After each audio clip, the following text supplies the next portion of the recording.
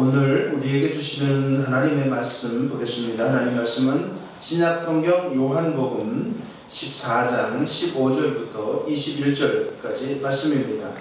제가 가지고 있는 성경으로는 신약성경 172쪽에 있습니다.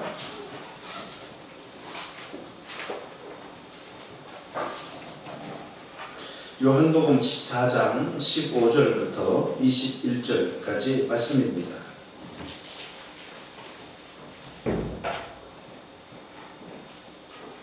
제가 공독해 드리겠습니다.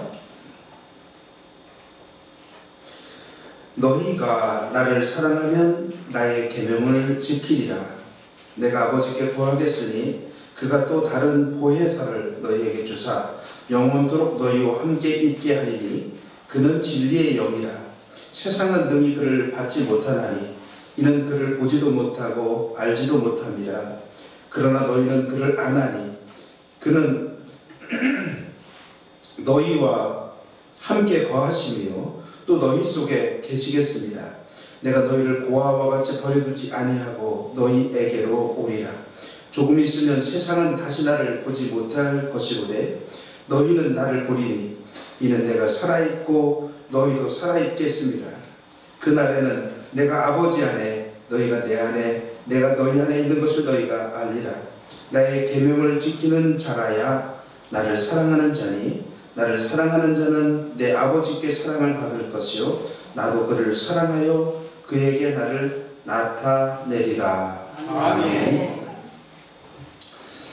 여러분들은 사랑하는 것이 쉽다고 생각하십니까? 아니면 어렵다고 생각하십니까?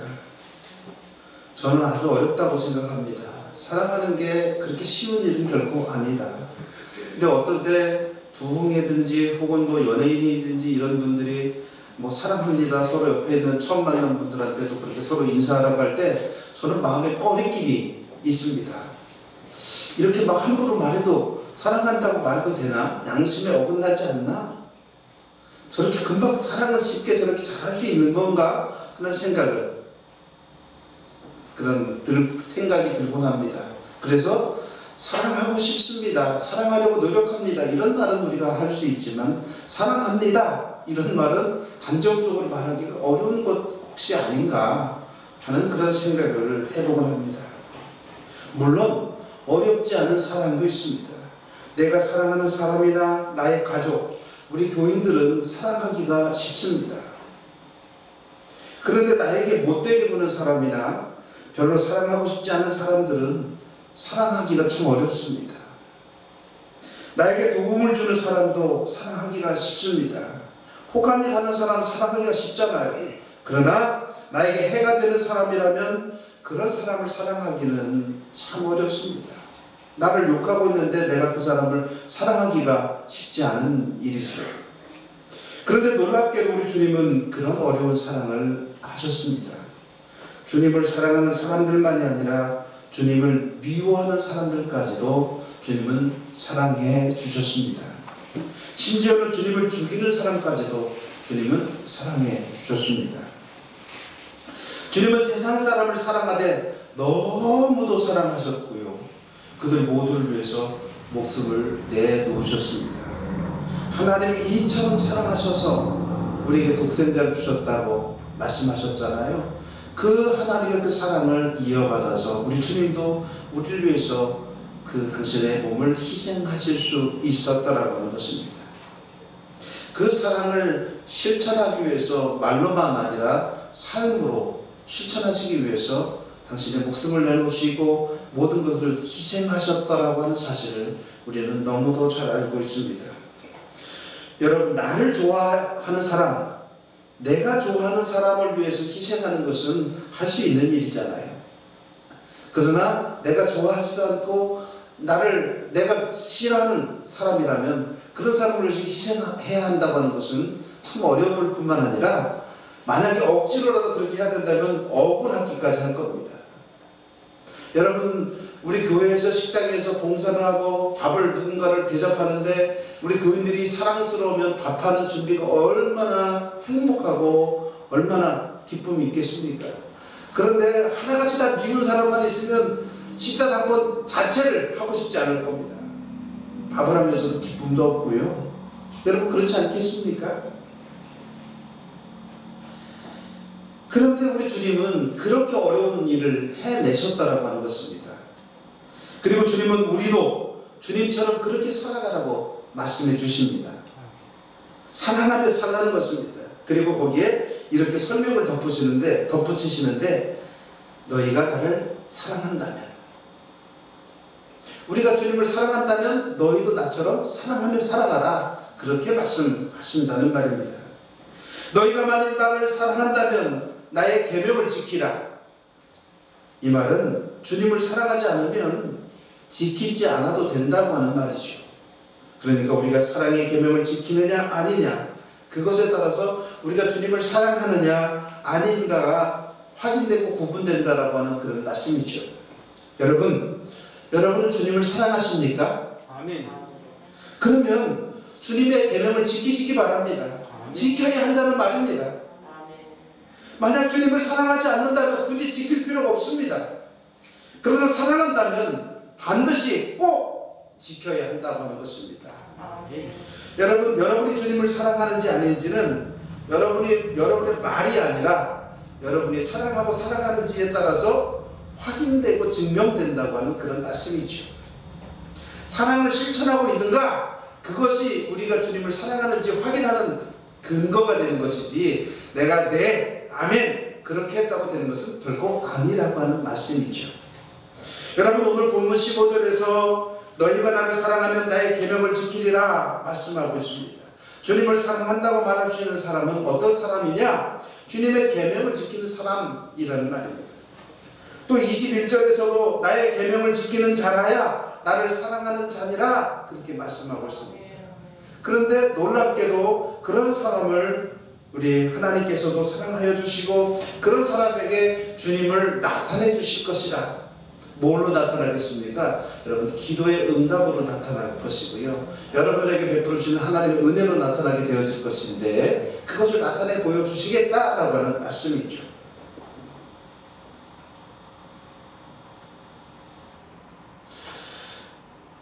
주님을 사랑하면 주의 계명을 지키라.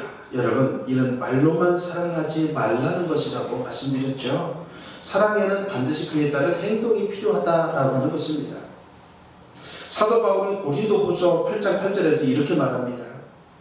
너희의 사랑의 진실함을 증명하고자 함이라고.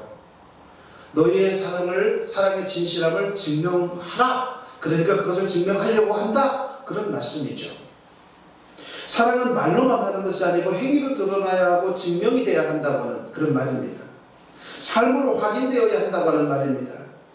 우리 주님도 우리에게 그것을 말씀하시는 겁니다. 내가 나를 사랑한다면 그 증거를 보이라. 네가 나를 사랑하는 모습을 보이라. 여러분, 사랑을 어떻게 보여줍니까? 사랑을 보여줄 수 있는 방법은 무엇입니까? 그것은 바로 주의 계명을 지키는 일이라고 하는 것입니다. 여러분, 주님은 주님의 계명을 지키는 일이 바로 주님을 사랑하는 일이고 주님께 우리의 사랑을 보여주는 것이다 라고 말씀해 주십니다. 그리고 우리에게, 주님의 제자들에게 그 사랑을 보여달라고 말씀하시죠. 여러분, 참으로 놀라운 이야기가 아닙니까? 당신이 나를 사랑한다면 증거를 보여주세요, 증명해 주세요 라고 하는 그런 말이죠. 그러면 여러분, 주님의 계명은 무엇입니까? 주님의 계명이 무엇이기에 주님은 우리에게 주님을 사랑한다면 그 계명을 지키라고 말씀합니까? 그것은 사랑하라 하는 것이고요, 특별히 사랑하라고 하는 것에 설명을 붙인다면 서로 사랑하라 하는 것입니다.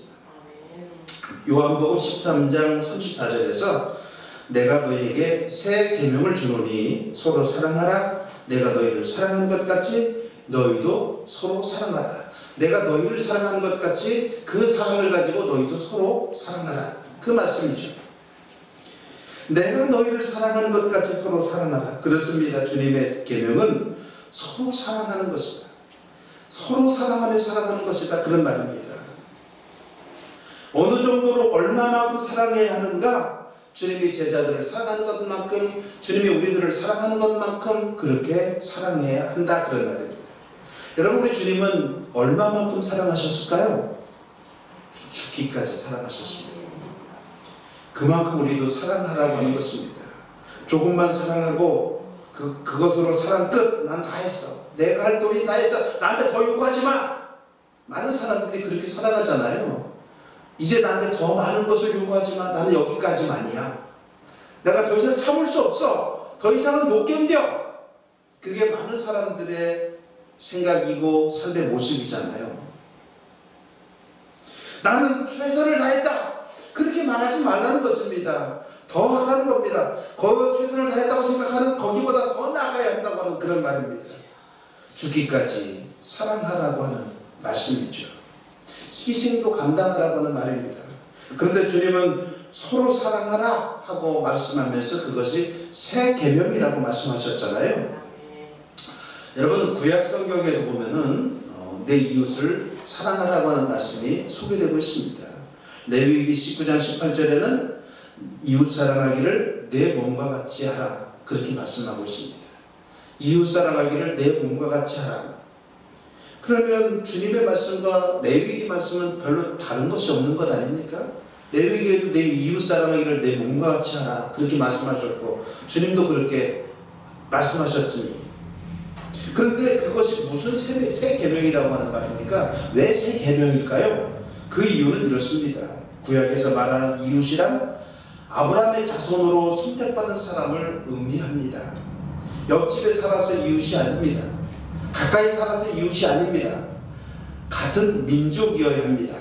같은 신앙을 가졌어야만 그가 이웃이 된다고 하는 말입니다. 그러나 주님에게 이웃은 더욱더 넓은 의미입니다. 주님에게 이웃은 같은 공간을 살아가는 사람들이고 같은 시대를 살아가는 사람들입니다. 그들은 서로가 다른 민족일 수도 있고 다른 신앙을 가진 사람일 수도 있습니다. 그러니 여러분 주님의 이웃은 너무나 범위가 다른 것이죠. 이것을 우리는 어디서 발견할 수 있냐면요. 여리고로 내려가다 강도 맞는 사람의 이야기에서 우리는 발견하게 됩니다. 한 사람이 여리고로 내려가다가 강도를 만나게 되죠. 그 길을 제사장이 지나갑니다. 강도 맞는 사람을 보고도 모른 척하고 지나갔습니다. 사실은 그것은 내 이웃을 사랑하라고 하는 말씀에 그 사람이 자기가 같은 민족이고 같은 신앙인인 걸 알았다면 그것은 계명을 어긴 것이 되어지죠. 또 바리새인도 지나갑니다. 그러나 그들은 강도 만난 사람을 돕지 않았습니다. 오히려 종교적으로 더러운 사람이라고 여겨지던 사람, 같은 민족의 뿌리를 가졌음에도 이방인처럼 취급받던 사람, 사마리아 사람이 그 사람을 돕습니다. 그리고 주님은 이 사람이야말로 강도 만난 사람의 이웃이라고 말씀하셨죠. 이 사람은 같은 민족도 아니고 같은 신앙인도 아닙니다. 그럼에도 이웃이라고 하는 말입니다. 그러니 주님이 말하는 이웃은 구약의 이웃과는 너무도 다른 그런 범위를, 너무도 다른 영역을 담고 있다고 하는 그런 말씀이죠. 그렇게 주님의 사랑은 이전의 구약의 사랑과는 전혀 다른 사랑으로서 새 계명이라고 말씀하신 겁니다. 그러면 서로 사랑은 어떨까요? 주님은요, 한 사람이 한 사람을 일방적으로 사랑하라고 말씀하지 않고 서로 사랑하라고 말씀합니다. 어떻게 보면 그거 우리말로 요즘에 젊은 사람들이 혹은 요즘 사람들이 많이 사용하는 말로 기브 앤 테이크, 주고받고 사랑은 주고받는 것이다 라고 하는 말입니다. 한 사람은 사랑을 하고 한 사람은 사랑을 받는 것이 아닙니다. 서로 사랑하라고 하는 것입니다. 서로 간에 사랑해야 한다. 사랑하는 사람이 사랑을 받으면 그리고 사랑받는 사람이 또 사랑해야 한다고 하는 그런 말입니다. 우리는 간혹 교회가 교인들이 사랑이 없다고 말하죠. 물론 그런 욕을 먹어야 할 때가 참 많습니다. 사랑을 우리가 사랑의 행위를 우리가 보여줘야 합니다. 세상 사람들에 대해서는 그 사람들이 우리를 사랑하기보다는 우리가 그 사람들을 사랑하려고 사랑을 베풀어야죠. 그러나 교인들 간에는요, 사랑이 없다고 말하기 이전에 내가 먼저 그를 사랑하려고 하는 마음을 품고 감싸주어야 한다고 하는 그런 말입니다. 내가 그리스도인이라면 사랑을 바라기 전에 내가 먼저 사랑하고자 노력하고 살아가야 한다고 하는 그런 말입니다. 그래야 내가 주님을 사랑하는 사람이 될 수 있다, 그런 말이죠. 그것이 바로 서로 사랑입니다. 여러분, 그런데요, 서로 사랑하라고 말씀하신 후에 다음 절에서 주님은 너희가 서로 사랑하면 내 제자인 줄 알리라고 말씀하시죠. 서로 사랑함으로써 우리는 주님의 제자가 된다고 하는 겁니다. 사랑하는 그 모습을 보면 제자의 징표가 완성된다, 만들어진다, 그런 말이죠. 여러분, 서로 사랑하는 것이 얼마나 중요한 것인지를 잘 말해주고 있습니다.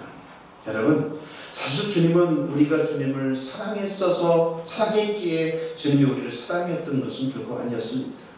우리가 무슨 가치 있는 사람이어서 주님이 나를 사랑해 주셨다는 것은 아니었습니다. 저는 한때 중학교도 가지 못해서 빌빌거리고 친구들을, 교복 입은 친구들을 만나면 부끄러워서 막 도망다니던 그런 아주 어린아이였습니다. 그런데 그런 어린아이를 주님은 먼저 사랑해 주셨고, 주님은 저를 받아주셨고 저를 키워주셨습니다. 제가 이미 무언가 어떤 존재가 됐기 때문에, 어떠한 존재가 됐기 때문에 주님이 저를 사랑해 주신 것이 아니라 아주 형편없고 보잘것없고 삶의 존재도 의미도 발견하지 못하고 내가 얼마나 소중한 사람이라고 하는 사실을 알지 못한 그때 이미 주님은 나를 사랑해 주셨고 나를 받아들여 주셨다라고 하는 것입니다. 우리를 향한 주님의 사랑은요, 내가 주님을 사랑했기 때문이 아니라 아주 일방적이고 무조건적인 사랑이었다라고 하는 것입니다. 그러나 그런 사랑은 누구나 할 수 있는 것이 아니기에 우리에게는 주님이 너 무조건적인 사랑하라 말씀하시는 것이 아니라 서로 사랑받고 사랑하며 서로 사랑하라고 말씀해 주셨습니다. 은대교회에 속한 모든 성도님들, 사랑을 받으려고만 하지 말고 내가 사랑을 베풀려고, 사랑을 나누려고 그렇게 생각하며 살아가시기 바랍니다. 최소한 주님이 나를 사랑하신 것만큼, 내가 주님에게 사랑받은 것만큼 나도 누군가를 사랑하며 누군가를 안아주며 누군가를 감싸주며 그렇게 살아갈 수 있게 되기를 간절히 축원합니다. 그렇게 살아가는 여러분들의 모습은 여러분들이 주님의 제자라고 하는 사실을 드러내주는 징표, 증거가 되어질 것입니다. 여러분, 주님은 주님이 제자들을 사랑하는 것만큼, 주님이 우리들을 사랑하는 것만큼 서로 사랑하라고 말씀하십니다. 그러면 주님은 우리들을 얼마만큼 사랑하셨냐고요? 여러분, 발을 씻어주기까지 사랑하셨고 죽기까지 사랑하셨다고 아까도 말씀드렸습니다. 아무리 잘못을 해도 용서하실 정도로 사랑해 주셨죠. 마침내는 죽기까지. 주님이 보여주신 사랑, 그런데 그런 사랑을 우리가 과연 할 수 있을까요? 저 사람이 나를 사랑한다고 해도, 누군가가 나를 사랑한다고 해도 나도 주님처럼 그만큼 사랑하며 살아갈 수 있을까요? 과연 성도들에게, 우리 이웃들에게 우리는 그런 사랑을 펼칠 수 있을까요? 나는 못할 거라고 생각합니다. 힘들 거라고 생각합니다. 가진 것도 나눠주지 못하고 용서도 하지 못하는데, 품어주지도 못하는데 어떻게 그런 사랑을 감히 할 수 있겠습니까? 발을 씻어주는 것만큼은 그저 그럭저럭 싫은 사람이라고 할지라도 참고 할 수 있을지 모르겠습니다. 그러나 정말 나를 해코지하고 나를 죽이려고 하는 사람, 나를 욕하고 다니는 사람을 용서해 준다고 하는 것은 쉬운 일이 아니다, 그런 말입니다. 비단 저만이 아니라 우리 모두의 모습이라고 생각됩니다. 그 사람을 위해서 대신 죽어줄 수는 있을까요? 나는 불가능하다고 저는 말하고 싶습니다. 그런데요, 오늘 본문을 보면 주님은 나의 계명을 지키라 말씀하시면서 16절에서는 보혜사 성령을 주시겠다고 말씀하시죠. 또 다른 보혜사를 너에게 보내시겠다, 성령을 보내시겠다는 말이죠. 여러분, 신약 성경은 히라보로 쓰여 있는 거 아시죠? 히라보라고 하는 말은 오늘날 말하면 그리스 말입니다. 그리스 말을, 이 그리스 말로, 히라보로 이 보혜사라고 하는 말을 뭐라고 그러냐면 파라클레토스라고 그렇게 부릅니다. 파라클레토스. 이는 곁에서 돕기 위해서 부름받은 자. 성경은 파라클레토스라고 하는데 곁에서 돕기 위해서 부름을 받은 자라고 하는 그런 뜻을 가지고 있습니다. 그래서 이 말을 여러 가지 말로 번역해서 사용하는데, 어떤 때는 상담자라고도 어떤 때는 위로자라고도, 어떤 때는 돕는 자라고도 번역하고요. 그리고 우리가 보통 보혜사라고 하는 말을 한자로 썼을 때는 보호하시고 은혜 주시고 가르쳐 주신다 라고 하는 의미의 한자로, 그래서 그 한 글자씩 보혜사, 보호하실, 보호할 보자에다가 은혜 해자에다가 가르칠 사자를 써서 그렇게 보혜사라고 우리는 한자 표현을 그렇게 하고 있습니다. 어쨌든 이 보혜사는 성령의 다른 이름인데요. 그런데 이런 성령의 다른 이름인 보혜사를 우리와 함께 있게 하시겠다고 하는 것입니다. 여러분 생각해 보십시오. 내 계명을 지키라. 그리고 보혜사를 너희와 함께 있게 하겠다. 너희를 돕는 성령을 너희와 함께 있게 하겠다. 도대체 앞과 뒤가 잘 맞지 않지 않습니까? 왜 그럴까? 왜 우리와 함께 하겠다고, 함께 있게 하겠다고 말씀하실까? 그리고 17절에도 보혜사에서 설명하잖아요. 진리의 영, 세상은 능히 그를 보지도 못하고 받지도 못할 것이라고. 그러나 제자들은, 그리고 성도들은 그분을 안다고. 그 이유는 너희와 함께 거하시고 너희 속에 거하시기 때문이라고. 세상은 성령을 알지 못하지만 성도들은, 우리 신자들은 성령을 알게 될 것이라고 그렇게 말씀하고 있죠. 여러분, 주님은 사랑하라고 하는 주님의 계명 이야기를 하다가 갑자기 왜 보혜사 성령 이야기를 할까요? 그 이유는 보혜사 성령의 의미, 즉 파라클레토스, 곁에서 돕기 위해서 부름받은 자라고 하는 의미와 연결된다는 것입니다. 보혜사 성령을 주시는 이유는 우리를 옆에서 돕도록 하기 위해서, 무엇을 말입니까? 주의 계명을 지키도록, 주의 계명인 사랑하며 살도록 하기 위해서 우리를 돕는 영이 바로 성령이다, 그런 말입니다. 사랑하라고 하는 주의 계명을 잘 지키도록, 그게 얼마나 어려운지 주님도 이미 알고 계셨습니다.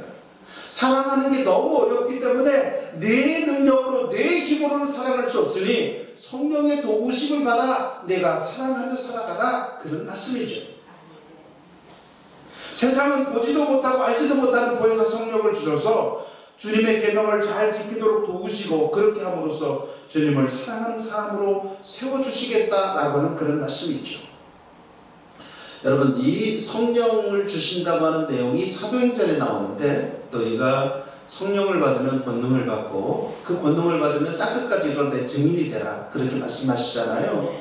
그러면 여기서는 사랑하도록 성령을 주신다고 말씀했는데, 사도행전은 복음을 전하도록 성령을 주신다고 말씀하셨잖아요. 그런데 여러분, 복음이라고 하는 것은 다른 것이 아니라 주님이 우리를 위해서 이처럼 우리를 사랑하셔서 우리를 위해서 당신의 목숨을 내놓으셨다고 하는 사실, 그것을 세상에 전하라고 하는 것입니다. 그런데 전하는데 말로만 전하는 것이 아니라 주님의 사랑을 실천하며 살아가라, 그런 말씀이죠. 주님의 사랑을 실천하며 살아가려면 내 능력으로는 안 되고 성령의 도우심을 받아서 사랑하며 살아가야 한다고 하는 사실을 말씀하고 있습니다. 여러분, 증인이란, 지난번에도 증인으로 살아가자고 말씀드렸잖아요. 증인이란 살아가는 겁니다. 증인은 어떤 삶을 살아가냐면 사랑하는 삶을, 주님이 나를 사랑하시는 것을 나도 받아서 나도 주님처럼 사랑하는 삶을 살아가는 사람을 증인이라고 그렇게 불러주신다라고 하는 그런 말입니다. 그러나 문제는 내 힘으로는, 내 힘만으로는 도무지 사랑할 수가 없다라고 하는 겁니다. 여러분, 사랑하는 가족들도 때로는 미워서 견딜 수가 없잖아요. 사랑하는 가족들도, 자식도 미워서 견딜 수가 없을 때가 있습니다. 그래도 결국 자식 편을 들고 자식을 위해서 내가 희생할지라도 때로는 너무너무 속상하고, 내가 이놈을 낳아서 미역국을 먹었나, 내가 이놈 때문에 내가 그렇게 희생하며 살았나, 내가 먹을 것도 못 먹고 입을 것도 못 입고 그렇게 살았나 싶을 때도 분명히 있더라는 것입니다. 그런데 여러분, 그런 자식도 사랑하기가 힘든데, 남편도 사랑하기가 힘들고 아내도 사랑하기가 힘들 때가 있는데, 미운 사람들을 어떻게 사랑할 수 있겠습니까? 싫은 사람을 어떻게 사랑할 수 있겠습니까? 그러니 여러분, 사랑은 오직 주의 성령의 도우심만으로 가능하다라고 하는 사실을 우리에게 가르쳐 주고 있다라고 하는 말입니다. 사랑하는 사람을 사랑하는 것이야 내 힘으로도 가능하지만, 사랑할 수 없는 사람을 사랑하려면 성령이 나를 도우셔야만 가능하다라고 하는 말입니다. 미운데 미워하지 않고 미운데도 사랑할 수 있으려면 그것은 결코 나의 힘이 아니라고 하는 말입니다. 그것을 위해서 주님은 보혜사 성령을 우리에게 보내주신다고 말씀해 주셨습니다. 그리고 우리는 지금 그 성령이 초대교회에 임했던 성령 강림절을 향해서 다름질해 나가고 있다고 하는 것입니다. 그리고 뿐만 아니라 보혜사 성령은 우리를 고아와 같이 버려두지 아니하신다고 말씀하고 있습니다. 주님의 영으로서 우리 주님이 우리와 함께 계시는 것처럼 성령도 우리와 함께 계셔서 우리가 주님 안에 하나님 안에 살아갈 수 있도록, 우리가 사랑하며 살아갈 수 있도록, 우리가 계명 가운데 살아갈 수 있도록, 우리가 그리스도인답게 살아갈 수 있도록 우리를 도와주신다라고 하는 그런 말입니다. 그러니 그 도움을 받고 살아가는 사람은 행복한 사람이요, 그 도움을 받고 살아가는 사람은 주님을 사랑하는 사람이요, 주님의 제자로서의 증거를 드러내며 살아가는 사람이라고 하는 그런 말입니다. 이제 말씀을 정리합니다. 여러분, 주님을 사랑한다면 주님의 계명을 지켜야 합니다. 그것이 주님을 사랑하는 증거가 될 것입니다. 증거를 보여주라고 주님은 우리에게 말씀하시는데, 내 사랑을 나에게 보여주라고 그렇게 우리에게 말씀하시는데, 여러분 그 서로 사랑의 증거를 보이며 살아가시길 바랍니다. 최선을 다해서 희생을 각오하며 서로를 사랑하시길 바랍니다. 내가 너무 사랑이 부족하다고, 내가 너무 미워하는 사람이 생겼다고 그렇게 여겨지는 사람이라면 그 일을 위해서 주님께 더욱더 기도하시길 바랍니다. 성령을 내게 보내주셔서 주님 먼저 미워하는 사람에 대한 이 감정을 먼저 제하여 주시고, 내가 그 사람을 점점 이해하고 품어주고 더 나아가서는 사랑할 수 있도록 도와주세요. 사랑하는 게 너무 힘듭니다. 주님, 그러나 지금까지는 내 힘으로 사랑하려고 했습니다. 그러나 이제부터는 주님의 도우심으로, 성령의 도우심으로 사랑할 수 있도록 도와주세요. 성령은 우리가 사랑할 수 있도록 돕는 하나님의 영인 것을 여러분 기억하시고, 보혜사 성령의 능력 안에서 주님과 교제하며 보혜사 성령의 능력 안에서 사랑의 깊이가 더욱 깊어지고 넓어지고 높아지고 그런 복된 우리 은혜교회 모든 성도님들이 되시기를 간절히 축원합니다. 기도하겠습니다. 저희들을 사랑하여 주시는 고마우신 아버지 하나님, 주님을 사랑한다면 주님의 계명을 지켜야 한다고 말씀해 주셨사온데, 주님의 계명, 서로 사랑하라고 하는 주님의 계명을 우리가 지키며 살아갈 수 있도록 허락하여 주시옵소서. 그러나 내 능력으로는 사랑할 수 없사오니 성령의 능력을 의지하게 하시오며, 성령의 능력 안에서 우리의 사랑의 넓이와 깊이와 높이가 달라져 갈 수 있는 귀한 삶을 살아갈 수 있도록 인도하여 주옵소서. 예수님의 이름으로 기도드렸습니다. 아멘.